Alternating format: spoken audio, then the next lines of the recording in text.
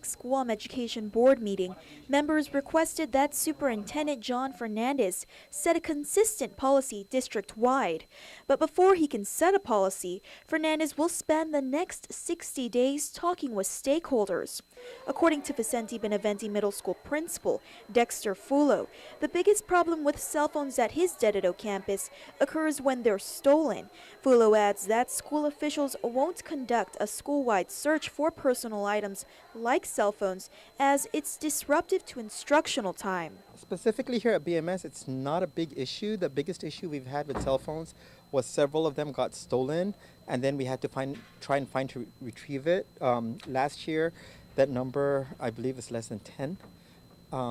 Sometimes we don't recover it, sometimes we do, but we let all students know that they bring their own risk, and we let the parents know too. And although cell phones are sometimes used to cheat, Fulo says it's more important to educate students on how to use cell phones properly, rather than ban them entirely from campuses. Cell phones are very much like cars.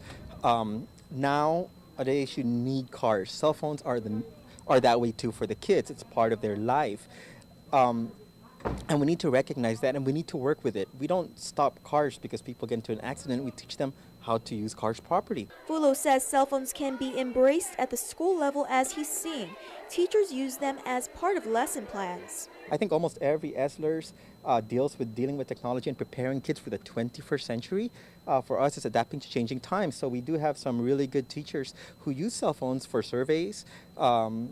We have a website, kids can access it. We need to start embracing it rather than pushing away from it. Meanwhile, high school officials say students are often on social media sites like Facebook, posting status updates and pictures. Officials we spoke to said they were in favor of students keeping the phones for emergency purposes only, but restricting their use during instructional time. Reporting for Guam's News Network, I'm Crystal Paco.